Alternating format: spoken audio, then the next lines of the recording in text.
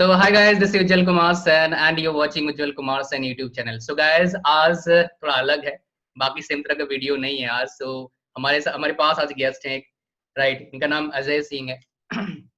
तो आपको जैसे जैसे हम आगे बढ़ेंगे आपको पता लगेगा इस सेशन को क्यों रखा. दो चीज की वजह से, एक गेट प्रिपरेशन जो बच्चे कर रहे हैं उनके लिए, प्लस जो वाइजैक के लिए प्रिपरेशन कर रहे हैं उनके लिए, बिकॉज इनका गेट रैंक काफी अच्छा रहा है और ये वाइजैक में काम कर रहे हैं, राइट. सो इनसे ही सुनेंगे इनके बारे में. सो अजय, आपके बारे में कुछ बताइए. My name is Ajay Singh. ऐसे आपको पता ही है, I did my BTech from Govind Ballabh Pant engineering college 2017 में कंप्लीट किया था. उसके कंप्लीट होने के जस्ट बाद ही मैंने गेट के लिए सोचा था. पहले कुछ प्लान्स नहीं थे कॉलेज के टाइम पे, सब आफ्टर कॉलेज ही मैंने स्टार्ट किया. तो सबसे पहले मेरे को कुछ आइडिया नहीं था गेट का, तो सबसे जो मोस्ट ट्रस्टवर्दी या फिर जो सबसे इजी वे लगा मुझे वो था कोचिंग ज्वाइन करना, क्योंकि मेरे को कोई था नहीं गाइड करने के लिए उस टाइम पे. तो मैंने एस अकेडमी हैदराबाद ज्वाइन किया था. मैंने 2017 में ज्वाइन किया था फॉर गेट 2018. तो at that time my rank was 1500. ठीक है. और उसके जैसे से आगे चलेंगे आपको बताऊंगा कि क्या क्यों थी वो 1500 रैंक. तो उस टाइम पे तो 1500 रैंक में, जैसे आपको पता ही है जो सिनारियो है, उसके हिसाब से कोई पीएसयू तो ओपन कैटेगरी को शायद ना मिले, बहुत ज़्यादा मुश्किल है.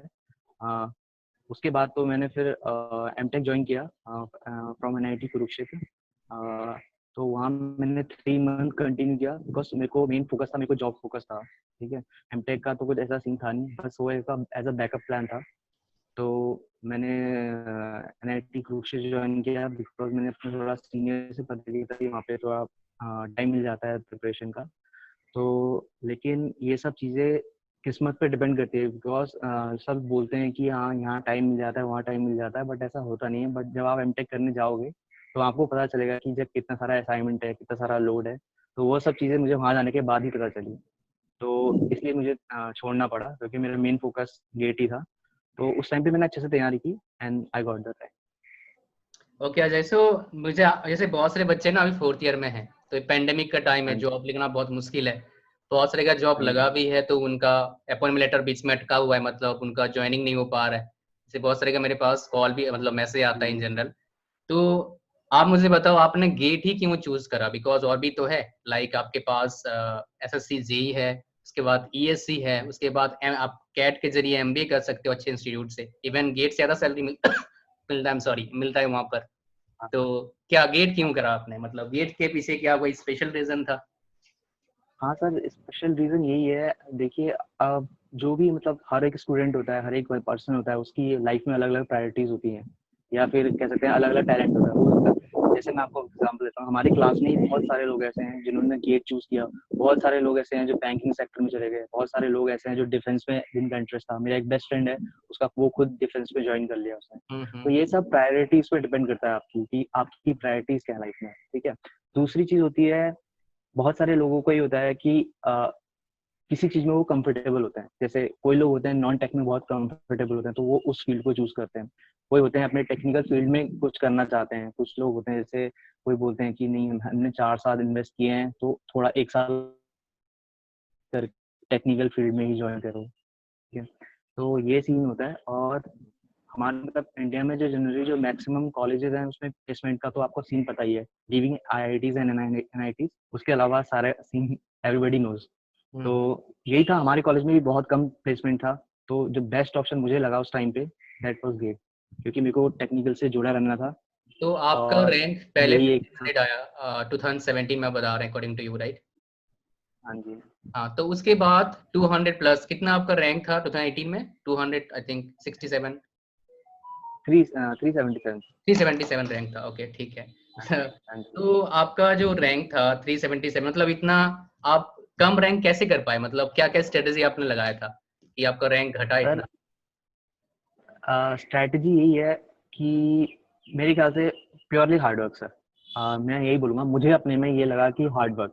क्योंकि जब मैंने कोचिंग करी थी, ऐसा नहीं था कि मेरा मतलब मैं एवरेज, वो मेरे बीटेक में भी परसेंटेज 76 रहा. तो मैं ये नहीं बोलूँगा कि मैं बिलो एवरेज पर्सन हूँ या फिर अबव एवरेज हूँ. एवरेज मैं स्टडीज में. ठीक है. तो मेरी जो परफॉर्मेंस है, मतलब मैं अपना जो वो बताऊंगा, वो टोटली डिपेंड किया हार्ड वर्क पे.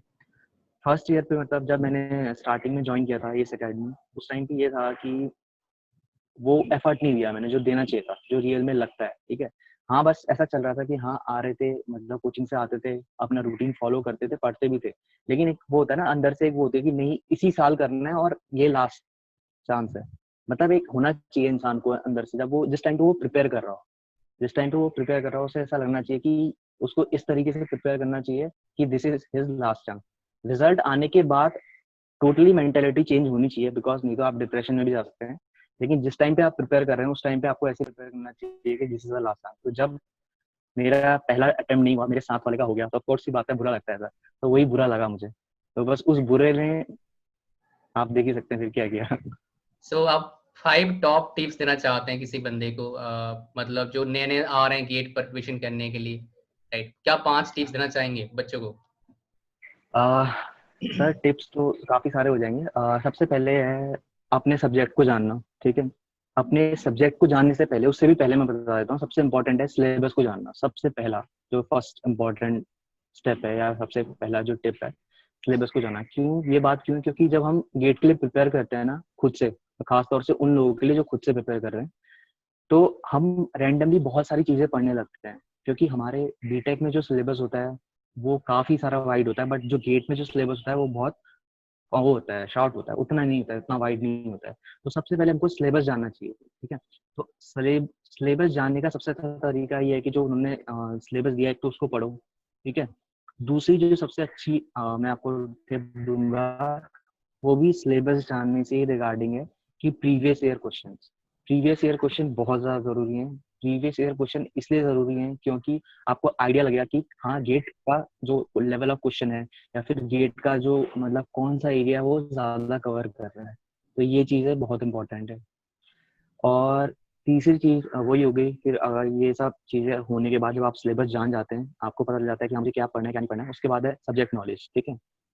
उसके बाद जो नेक्स्ट स्टेप होता है वो होता है प्रैक्टिस, जो सबसे ज्यादा इंपॉर्टेंट है, जिसमें लोग बहुत ज्यादा मतलब ढील छोड़ देते हैं इस तरह से, बहुत ज्यादा ध्यान नहीं देते हैं। लोग थ्योरी तो पढ़ लेते हैं, उनको बहुत अच्छी थ्योरी आती है, उनसे पूछो कि हाँ ये भाई इस चीज का रीजन क्या है, इस चीज का रीजन क्या है, उनको रीजन सारे पता होंगे, लेकिन जब न्यूमेरिकल की बात आती है तो वहां पे उनका हाथ थोड़ा ढीला हो जाता है। तो वो ये रीजन इसलिए न्यूमेरिकल की इतनी अच्छी प्रैक्टिस नहीं है। तो मेन जो उसके बाद वाला जो टिप है वो है numerical practice as much as you can, ठीक है। मतलब कोई लिमिट नहीं है, जितना ज्यादा आप न्यूमेरिकल करोगे उतना ज्यादा आपको गेट में फायदा होने वाला है, ठीक है। उसके बाद जो एक और इम्पोर्टेंट स्टेप है वो है टेस्ट सीरीज। और ये टेस्ट सीरीज ऐसा स्टेप है ना, मतलब मैंने बहुत लोगों को देखा है, मेरे साथ वाले मेरा एक और दोस्त था, वो मतलब इस तरह का था कि वो उसका लेवल जो था, मतलब अंडरस्टैंडिंग ऑफ सब्जेक्ट, वो मुझसे फार बेटर था, बहुत ज्यादा बेटर था। बट क्या हुआ, उसने टेस्ट जो टेस्ट सीरीज थी ना वो सीरियसली दी नहीं, या फिर बहुत ज्यादा टेस्ट दिए नहीं, बस कुछ टेस्ट दिए, उसको लगा नहीं मेरे को तो सब्जेक्ट आता है। और ऐसा नहीं है, उसने उस टेस्ट में अच्छा भी परफॉर्म किया।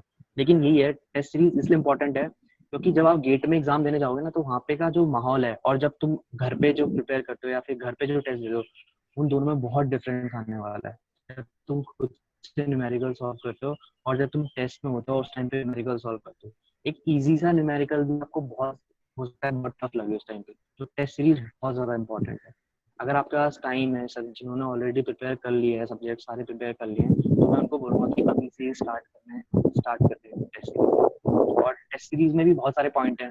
अगर मैं टेस्ट सीरीज की बात करूँ, जैसे बहुत सारे लोग ये सोचते हैं कि जब मेरा सिलेबस कंप्लीट हो जाएगा तब मैं फुल लेंथ टेस्ट दूंगा, ठीक है। तो एक ये भी बहुत गलत अप्रोच है। उनको इंतजार नहीं करना, जब उनका 70% कोर्स, अगर तुमको लगता है कि तुम्हारा 70% सिलेबस हो गया है कंप्लीट, तो तुमको टेस्ट सीरीज देना स्टार्ट कर देना चाहिए। तो these are the tips.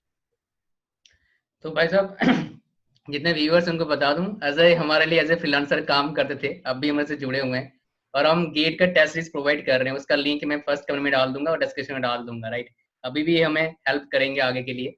So next Ajay, आपका जो प्रॉब्लम फेस हुआ था after completing GATE, right, PSUs में, थोड़ा उसमें बताओ कि बच्चे खाली गेट पर फोकस नहीं करें और कोई भी चीजें उनको इम्प्रूव करना चाहिए, वो क्या क्या आपका जहाँ लैक हुआ था वो थोड़ा बताइए, ताकि ये रियल एक्सपीरियंस आपका है, राइट? जी सर, जी सर। आ, जो सबसे बड़ी गलती थी एक्चुअली, मैं बोलूंगा मैंने अपनी तो सिर्फ गलती से सीखा है, और मैं ये चाहूंगा कि जो भी ये वीडियो देख रहा है वो ये गलती ना करे। अब गलती मुझसे क्या हुई, 2019 में मेरी रैंक तो आ गई अच्छी, ठीक है, 377 रैंक, ठीक है, डिसेंट रैंक मिल जाती है, ठीक है। लेकिन उसके बाद क्या होता है, बहुत सारे लोग क्या करते हैं, जो मैंने भी किया, वो बुक्स को छोड़ना शुरू कर देते हैं। मतलब वो सोचते हैं चल ठीक है, हो जाएगा, पढ़ लेंगे हो जाएगा। तो जो ये वाला एटीट्यूड होता है हो जाएगा, जो मेरे साथ भी था, ठीक है, तो आप ना करें ये चीज नहीं होना चाहिए।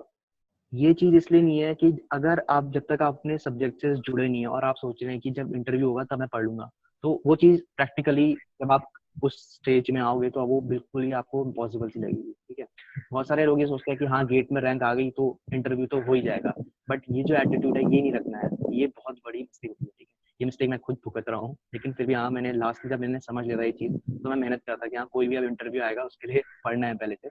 तो मैं ये बोलूंगा इंटरव्यू बेस बहुत ज्यादा इंपॉर्टेंट है। 15% वेटेज होता है, सबको पता होगा, मैक्सिमम 85% वेट का होता है, बट 15% जो है वो भी बहुत सारा डिफरेंस बना सकता है। मैं आपको एग्जांपल दूंगा बहुत अच्छा। अभी मैं वाइजैक में ज्वाइन हूँ, तो यहाँ पे एक लड़का है जिसकी रैंक आप मानेंगे नहीं, 106 रैंक है, और स्टिल वो वाइजैक में है। मतलब आप मान सकते हैं वाइजैक बहुत नीचे आता है पीएसयूज की लिस्ट में, अगर आप माने तो। लेकिन उसके साथ भी ऐसा क्यों है वो इतने नीचे? बिकॉज यही है, उसने ध्यान नहीं दिया। उसकी 106 रैंक होने के बावजूद उसको क्या था, उसने उसको लगा कि नहीं इंटरव्यू तो हो जाएगा, ठीक है, मतलब ठीक है मैं अच्छा हूँ, मैंने इतना रैंक लाया है तो मेरे को आता है इसका मतलब सब्जेक्ट, तो उसको लगा हो जाएगा। तो उसका जो ये एटीट्यूड था कि लाइट लेने वाला, उसकी वजह से उसको काफी चीजें वो करनी पड़ी थी, नहीं तो आज वो काफी अच्छी जगह होता। That's right. तो हाँ। सो आप मुझे और बताइए, कम्युनिकेशन स्किल का कितना बड़ा रोल है इंटरव्यू क्रैक करने के लिए? बिकॉज यहाँ पर ही बहुत सारे टेक्निकल स्किल स्टूडेंट, खासकर मैकेनिकल वाले, बहुत लैक करते हैं और उसको हम ध्यान नहीं देते हैं इन जनरल ना। हाँ जी सर। कम्युनिकेशन स्किल का सर मैं टोटली बोलूंगा ये डिपेंड करता है कौन सी पीएसयू के लिए आप एंटर कर रहे हैं। जैसे मैं आपको एग्जांपल देता हूँ, बीएआरसी, एनपीसीआईएल हो गया, ठीक है, डीआरडी हो गया, यहाँ पे आपकी कम्युनिकेशन स्किल बिल्कुल मैटर नहीं करती है। ये बिल्कुल 100% ट्रुथ है कि बिल्कुल कम्युनिकेशन स्किल से कोई प्रॉब्लम नहीं है उनको। वहाँ पे प्योर टेक्निकल है, आपका जितना नॉलेज होगा उनका उतना ही आप इंप्रेस कर पाओगे, ठीक है। लैंग्वेज बैरियर की कोई बात नहीं होती है, ठीक है, कंफर्टेबल करवाएंगे आपको, जो सी लैंग्वेज में आपको पसंद है आप वो लैंग्वेज यूज कर सकते हो। जैसे मोस्टली पीएसयूज में ऐसा कुछ फोर्सफुली नहीं है कि आपको इंग्लिश यूज करना है, ठीक है। तो इन पीएसयूज में कम्युनिकेशन स्किल उतनी इंपॉर्टेंट नहीं है। बट हाँ जैसे जो पीएसयूज हो गए, आईओसीएल जैसे हो गए, ओएनजीसी हो गया, एनटीपीसी हो गया, सेल हो गया, वाइजैक हो गया, इनमें जिसमें थोड़ी सी सेल्स सेल्स कम्युनिकेशन। के पोस्ट का जॉब होता है, उसमें वो कम्युनिकेशन देखते हैं। हाँ, तो मैनेजमेंट, क्योंकि इनकी पोस्ट का नाम ही मैनेजमेंट ट्रेनिंग मैनेजमेंट है, ट्रेनिंग है। तो आप समझ, तो आपको मैनेज करना है, तो अगर आपकी कम्युनिकेशन स्किल अच्छी नहीं होगी तो आप कैसे मैनेज करेंगे? दैट्स तो बस, हाँ तो बस यहाँ पे उनका जो पोस्ट है वही उनका नाम बताती है। डीआरडीओ में, बीआरसी में पोस्ट का नाम ही होता है साइंटिफिक, तो उनको साइंटिस्ट से मतलब है, साइंटिस्ट मतलब नॉलेज, उनको नॉलेज से मतलब है। तो बस वही है। कोई पीएसयू में कम्युनिकेशन स्किल जो मैंने आपको बताई, कुछ पीएसयू वहाँ पे कम्युनिकेशन स्किल इम्पोर्टेंट है, कहीं पे टेक्निकल बहुत ज्यादा इम्पोर्टेंट है। अच्छा, नेक्स्ट क्वेश्चन आपके लिए है। आपका हाँ, कौन सा पोस्ट है वाइजैक में अभी, मतलब किस पोस्ट में वाइजैक स्टील में है अभी? अभी हम मैनेजमेंट ट्रेनिंग है, उसके बाद 1 साल की हमारी ट्रेनिंग होती है, ट्रेनिंग के बाद हम असिस्टेंट मैनेजर के पोस्ट पे जाएंगे। ओके, एक्चुअली इसका एग्जाम जस्ट होने वाला है, तो इसके बारे में हम जानेंगे अच्छे से। अभी आपका पैकेज कितना हाँ, मिल रहा है, मतलब ट्रेनिंग पीरियड में? सर ट्रेनिंग पीरियड में जो पैकेज है वो 8 पॉइंट के आसपास, 8.9 समथिंग है, 8 लाख लाख, ठीक है, डिसेंट पैकेज है। 50 to 60 इन हैंड आ जाता है, 50 के आसपास, 50 to 60। और बाकी यहाँ क्वार्टर्स वगैरह सब चीज़ है। मतलब लोकेशन वाइज अगर मैं बोलूँ तो आपको ये पीएसयू सबसे ज़्यादा पसंद होगा, जिनको चाहिए, जिनको ऐसा है लाइफ में बाहर बहुत से? ज़्यादा पैसा नहीं चाहिए, लेकिन हाँ, लेकिन ऐसा हो कि शहर हो नज़दीक और लोकेशन अच्छी हो, तो this is the best PSU for them. तो आपके वर्किंग स्केड्यूल कितना है, कैसा है, मतलब वर्किंग स्केड्यूल कैसे चल रहा है, मतलब और वाइज चलता है कैसे? अभी तो अभी अभी का यहाँ पे ये सीन है कि अभी तो जैसे कोरोना चल रहा है तो यहाँ पे वर्क थोड़ा कम है, ठीक है अभी, क्योंकि हमारा जो प्रोडक्शन रन कर रहा है वो 29% कैपेसिटी पे रन कर रहा है, तो उसकी वजह से थोड़ा प्रोडक्शन कम है। लेकिन हाँ जैसे कभी कभी स्पेशल ड्यूटी हो जाती है, तो अभी तो वैसे जो नॉर्मल प्रोसीजर है, मतलब नॉर्मल वो है, वो 8 आवर ड्यूटी है, ठीक है। अब 8 आवर ड्यूटी आपकी जनरल शिफ्ट भी ले सकती है या फिर एबीसी शिफ्ट भी ले सकते हैं, वो टोटली डिपेंड करता है आपका कौन सा डिपार्टमेंट अलॉट हुआ है यहाँ आने के बाद, वो सब उस चीज पे डिपेंड करता है। बट मतलब वैसे जनरल डिपार्टमेंट का 8 आवर ड्यूटी। एलोकेशन आप पर डिपेंड नहीं करता है, या आप चूज करते हैं, या फिर वो आपको देते हैं, वो कैसे होता है, या फिर वैकेंसी पर डिपेंड? हाँ जी सर, ये होता है वैकेंसी पे टोटली। जैसे यहाँ पे बहुत सारे डिपार्टमेंट हैं, जैसे कि ब्लास्ट, जैसे मैं स्टील कंपनी में हूँ तो आपको नाम पता होगा, blast furnace, Coke oven department, mills वगैरह। तो यहाँ पे बहुत डिपार्टमेंट है। थर्मल वाला भी डिपार्टमेंट है, जहाँ पे थर्मल एनर्जी इलेक्ट्रिसिटी जनरेट होती है। तो ऐसे बहुत सारे, वाटर मैनेजमेंट के सारे डिपार्टमेंट है। तो अब इन हर डिपार्टमेंट में, जैसे अभी हमारे यहाँ पे एक नई बैटरी इशूड हुई है, मतलब एक बैटरी होती है, कोकोवन बैटरीज में होता है। आपको अगर किसी ने प्रोसेस पढ़ा होगा तो उसको पता होगा क्या होती है बैटरीज। तो यहाँ पे एक नई बैटरी अभी इंस्टॉल हुई है। तो उसमें अभी क्या है, बहुत सारी पोस्ट, अभी बहुत सारी वैकेंसीज हैं। तो वहाँ पे अभी क्या होगा, हम लोग को मोस्ट प्रोबेबल केस ये है कि अभी हम लोग को वहाँ पे पोस्ट होगा, हाँ वहाँ पे पोस्टिंग होगी। तो वहाँ पे जो ड्यूटी है वो तो शिफ्ट वाइज ड्यूटी है, ठीक है। तो यही डिपेंड करता है कि कौन से डिपार्टमेंट में आपको अलॉट हो रहा है, उसके हिसाब से आपकी टाइमिंग होगी। दूसरी चीज ये होती है, वैसे जनरली कैसे होता है कि जो एक नॉर्मल ट्रेंड है, नॉर्मल ट्रेंड ये है कि जब आप यहाँ आते हैं वाली पीएचडी में, तो सबसे पहले आपकी ट्रेनिंग होती है। 2 महीने की क्लासेस चलती हैं, उसके बाद 1 महीने की पीजीटी होती है, प्लांट ट्रेनिंग होती है। उसके बाद आपके टेस्ट होते हैं, बीच बीच में टेस्ट भी होते रहते हैं, इंटरव्यू भी होता है। तो उनके मार्क्स के बेसिस पे आपसे आपकी प्रायोरिटीज पूछी जाती हैं कि आपको कौन से डिपार्टमेंट चाहिए। तो और उनके हिसाब से जिसमें वैकेंसीज होंगी और आपकी जो प्रायोरिटीज होंगी आपके मार्क्स के अकॉर्डिंग, वो आपको अलॉट कर दिया जाता दैट्स राइट।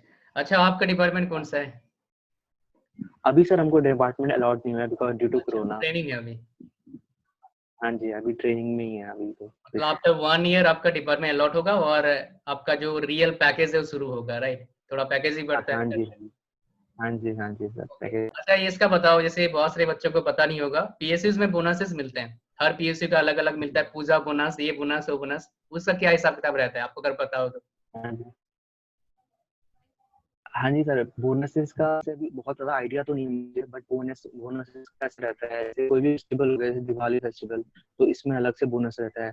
कंपनी को अगर प्रॉफिट होता है तो लास्ट में टीआरपी करके मिलता है, ठीक है। तो ये सारे बोनसेस रहते हैं। बाकी सब चीज डिपेंड करता है कंपनी की परफॉर्मेंस पे।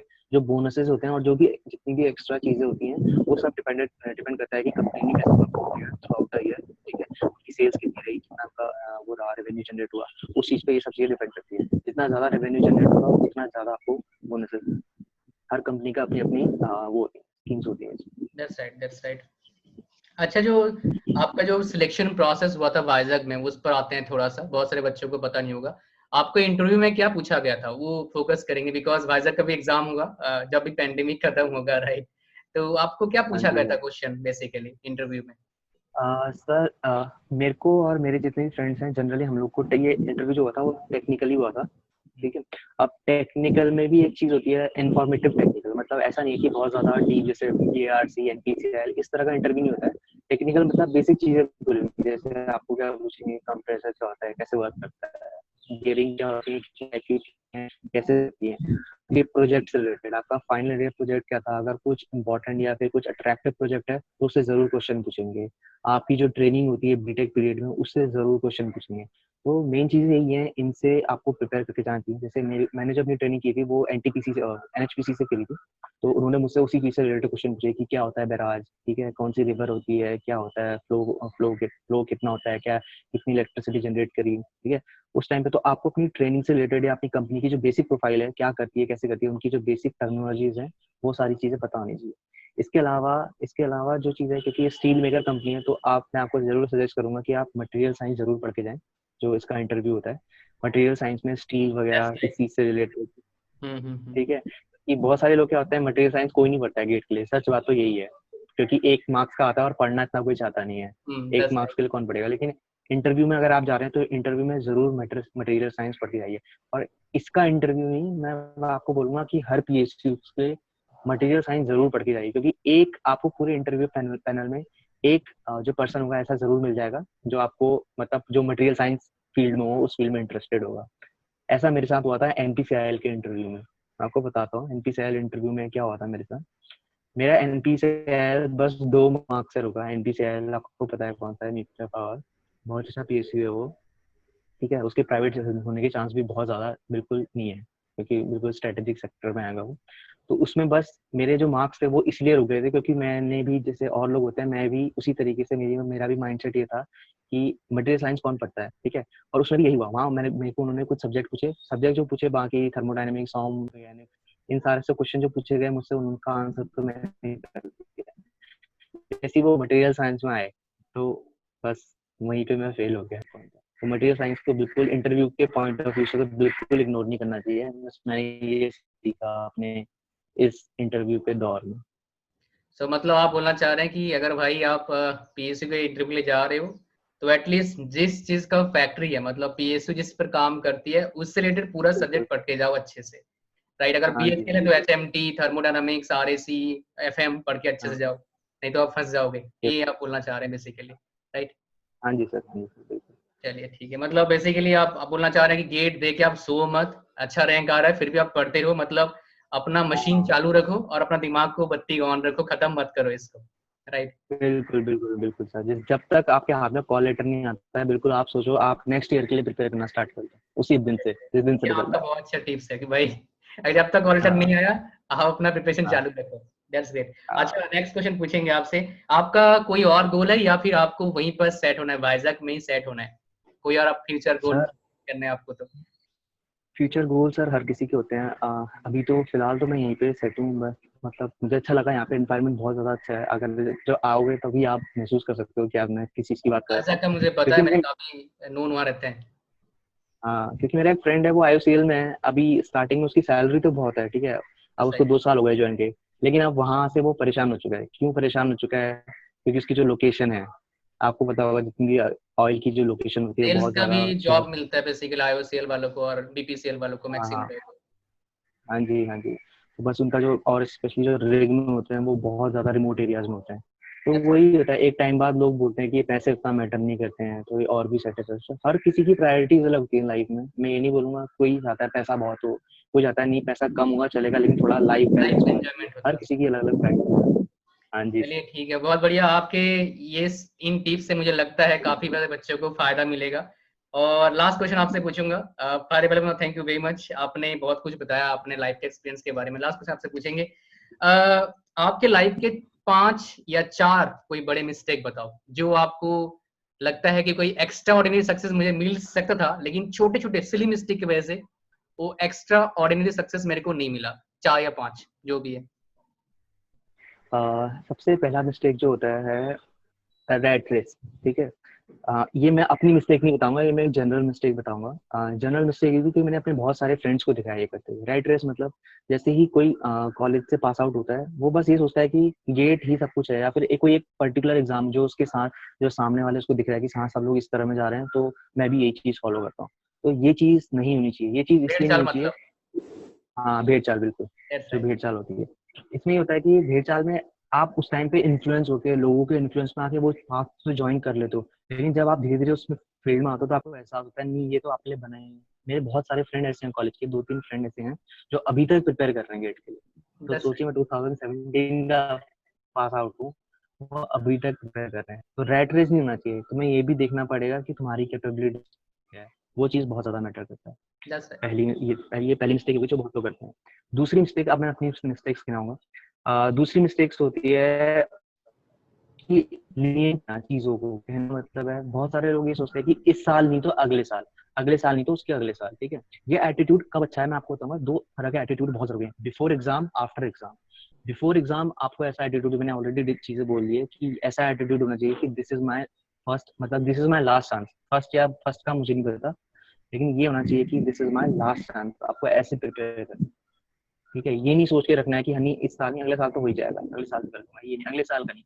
वो दैट्स राइट। एटीट्यूड तब ठीक है जब आपका रिजल्ट आता है। ये रिजल्ट हमारे हाथ में नहीं होता है, हमारे हाथ में सिर्फ हमारी प्रिपरेशन होती है, ठीक है। तो ये एटीट्यूड मेरा था 2017 में, प्रिपेयर किया था। मैंने बोला था ठीक है, मेरा दिमाग भी सही है तो हाँ मैं कर लूंगा, ठीक है। मैं कर भी रहा था, 1500 रैंक अभी, ठीक है, बुरी नहीं है, लेकिन अच्छी नहीं है कि हो सके, ठीक है। तो ये एटीट्यूड नहीं होना चाहिए।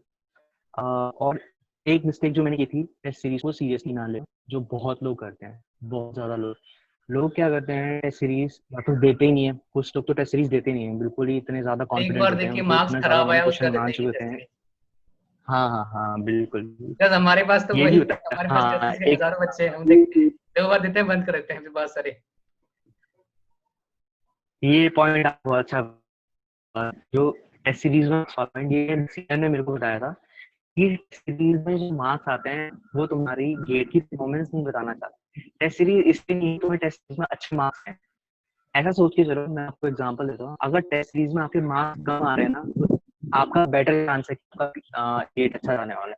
ऐसा क्यों बोल रहा हूँ मैं, मतलब आपको बेटर चांस है कि आपको कन्वर्ट कर सकते हो, क्योंकि अगर आपके टेस्ट सीरीज मार्क्स अच्छे आ रहे हैं, इसका मतलब आप अभी कुछ सीख सकते हो, समझ रहे हैं ना, सीख सकते हो। इसका मतलब आप अभी कुछ चीज जो है आपने आप उस चीज को इम्प्रूव कर रहे हो। लेकिन अगर आपके टेस्ट सीरीज मार्क्स अच्छा आएगा तो आप बिल्कुल रिलैक्स हो जाएंगे। ठीक है, आप अगर नहीं टेस्ट सीरीज तो मार्क्स।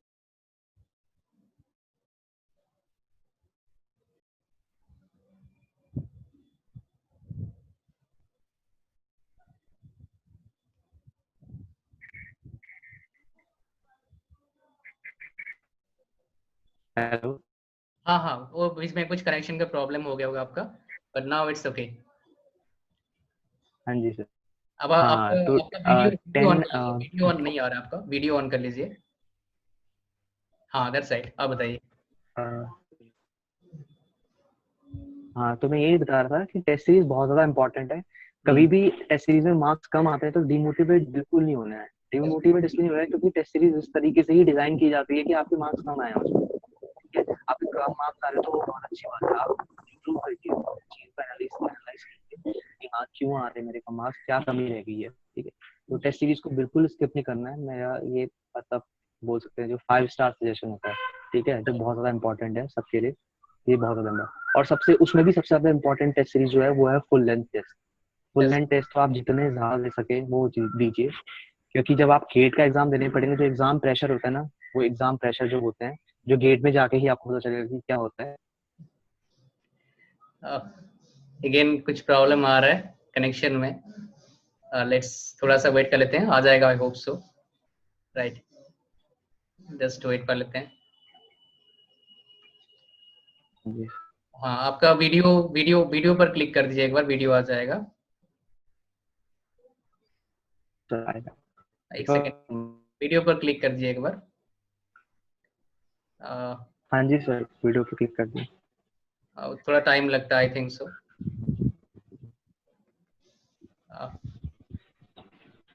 वीडियो नहीं आ रहा है, अच्छा चलो ठीक है, कोई बात नहीं। अब तो हमारा एंड हो चुका है लगभग। ओके दैट्स ग्रेट, आ चुका है वीडियो, थैंक यू। चलो हाँ बहुत बढ़िया, आ गया है।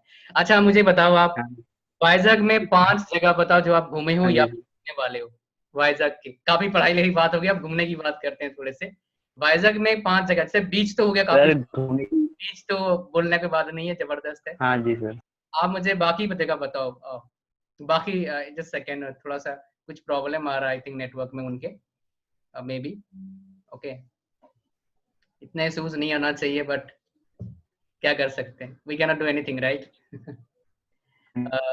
हाँ जी सर, हाँ, आप, पता मैं नहीं पूछ रहा था आपसे, एक तो बीचेस हो गया आपका वाइजैक का, और 2-4 जगह बता, मतलब 4 जगह और बताइए जो हाँ सर। लायक जगह है वाइजैक में, और वीडियो ऑन कर दीजिए, वीडियो आ जाएगा। सर एक्चुअली सर, जगह जगह तो सर बहुत सारी है यहाँ पे, बट मेन प्रॉब्लम ये है कि जब हम आए तो कोरोना उस टाइम पे जस्ट स्टार्ट हो गया, तो हम कहीं घूम नहीं पाए। ओके ओके, दैट्स ठीक राइट, है, आप मुझे बताया था कि वरने मैं जा रहा हूँ वरना यहाँ पे पहचान, और थोड़ा सा कोरोना दूर यहाँ आ पे। गया था, दैट्स राइट। हाँ हाँ हाँ हाँ हाँ, बस यही चीज हुई है, तो यहाँ पे ज्यादा घूम नहीं पाए हम। बाकी यहाँ पे घूमने के लिए बहुत कुछ है, बहुत सारे बीचेस हैं, बीचेस अच्छे हैं, बीचेस अराकू मस्त है, वैली मुझे पता है, है। अच्छे वैलीज हैं। ठीक है, पूरा नेवी का फिर से प्रॉब्लम आ रहा है। 10 सेकंड, कुछ टाइम वेट कर लेते हैं, अगर उनका कनेक्शन आ गया तो होपफुली 2-4 सेकंड में आ जाए कनेक्शन। हाँ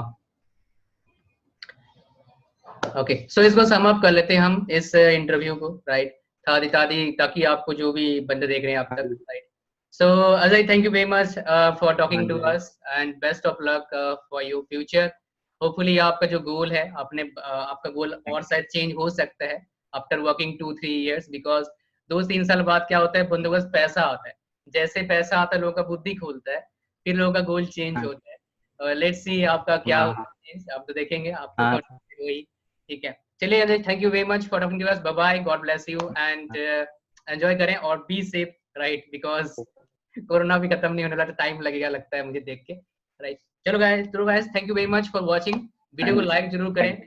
एंड चैनल को जरूर सब्सक्राइब करें, बेल का जरूर प्रेस करें, और वीडियो को शेयर करें दोस्तों के साथ, बिकॉज ये रियल एक्सपीरियंस है, राइट। जो गेट कैंडिडेट्स फेस करते हैं और कोचिंग में या फिर कहीं और जगह शायद बता नहीं आता उनको। So guys, thank you very much, bye bye, God bless you all, bye bye.